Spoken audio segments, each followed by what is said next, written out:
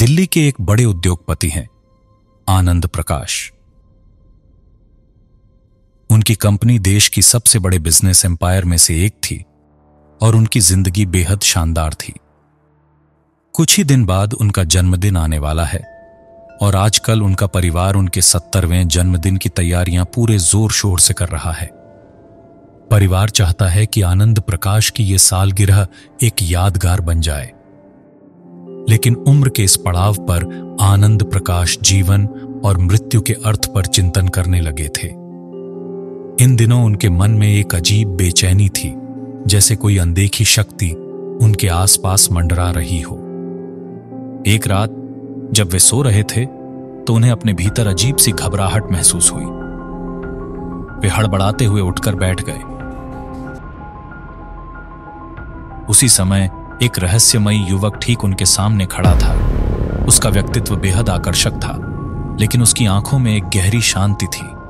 उसने कहा, मैं मृत्यु हूं और तुम्हें अपने साथ ले जाने आया हूं। आनंद प्रकाश घबरा गए, मगर उस युवक ने उन्हें आश्वस्त किया और कहा, देखो, तुम्हारी ये जिंदगी मुझे आकर्षित कर रही है, इसलिए बस कुछ दिनों के लिए मैं इंसान बनकर तुम्हारे साथ रहूंगा, ताकि मैं भी इंसानी जीवन को महसूस कर सकूं। आनंद प्रकाश को पहले तो इस बात पर यकीन नहीं हुआ, मगर उस युवक की बातें और उसकी उपस्थिति उन्हें असामान्य लगी। उन्होंने उस युवक को अपने घर पर एक मेहमान की तरह रहने की अनुमति दे दी और उसका एक नाम भी रख दिया, अर्जुन।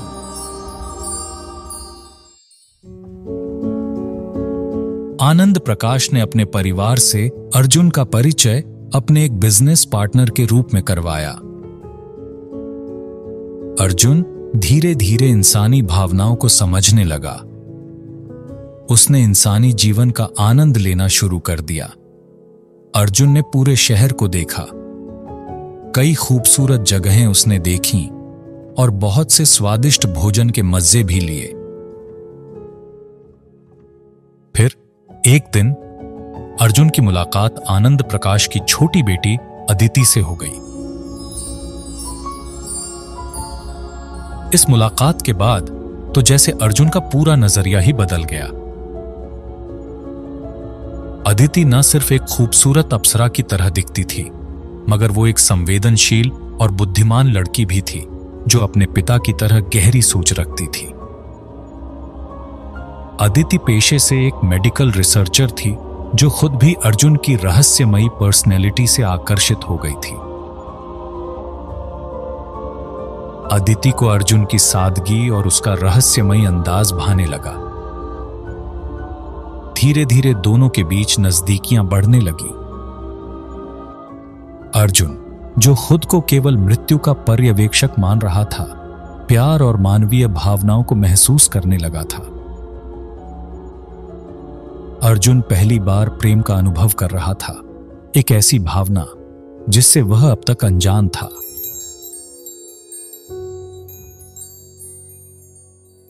उधर आनंद प्रकाश को यह एहसास हो गया कि अब मृत्यु को टाला नहीं जा सकता, मगर उन्हें अपने परिवार की चिंता थी। उन्हें लगता था कि उनका परिवार उनके बिना कैसे रहेगा, खासकर अदिति को लेकर वो ज्यादा परेशान थे। उन्हें अदिति और अर्जुन के बीच बढ़ रही नजदीकियां दुखी कर रही थीं। उन्होंने अर्जुन से इस विषय पर बात करने का फैसला कर लिया।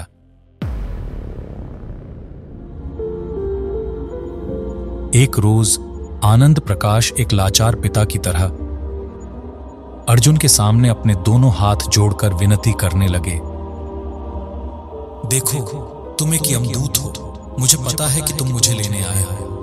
तुम जब कहोगे मैं तुम्हारे साथ चल जाऊंगा, मगर मैं एक पिता भी तो हूं।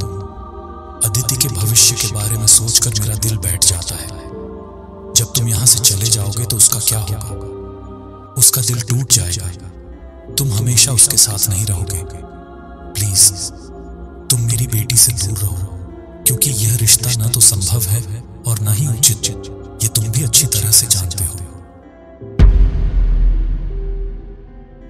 आनंद प्रकाश की बातों से अर्जुन उलझन में पड़ गया था। अर्जुन पशोपेश में था कि अब वह अपनी जिम्मेदारी को निभाए या अपने प्रेम के लिए अमृतत्व छोड़ दे। आखिरकार अर्जुन ने फैसला कर लिया।